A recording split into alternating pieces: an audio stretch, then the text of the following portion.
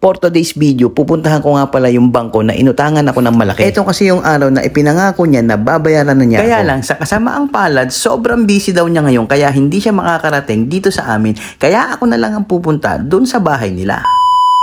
So ayan, tapos na nga pala tayong magtikol. Dito kasi sa Bicol, ang magtikol ay tapos ka ng maligo. Bali, ang makakasama ko nga pala dyan ay si Kuya Krian. Nakamukhang kumukha ko daw paglaki, wag naman sana.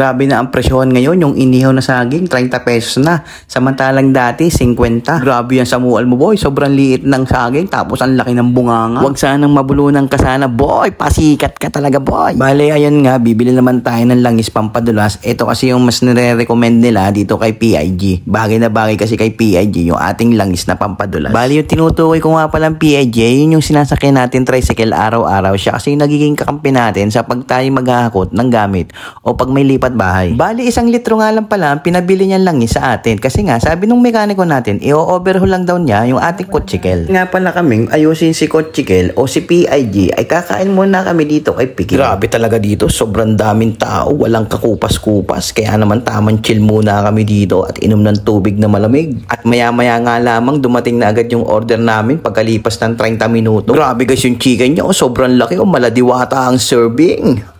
Tapos yung chami, sobrang punong-puno, sulit na sulit yung 90 pesos mo. Kaya naman hindi ko na ito patatagalin, lalantagan ko na agad ito. Pipigaan ko pa ng kalamansi para mas lalong mabisa, tol. Ayan na, tol. Unang bite, second bite, third bite, fourth bite, fifth bite, sixth bite, 7 bite, 8 bite, 9 bite. Hindi nang invite. Bali, ayun nga, dahil ang goal natin, patabayin si Krian. Kaso, ang problema, hindi yata sa kanya mapupunta.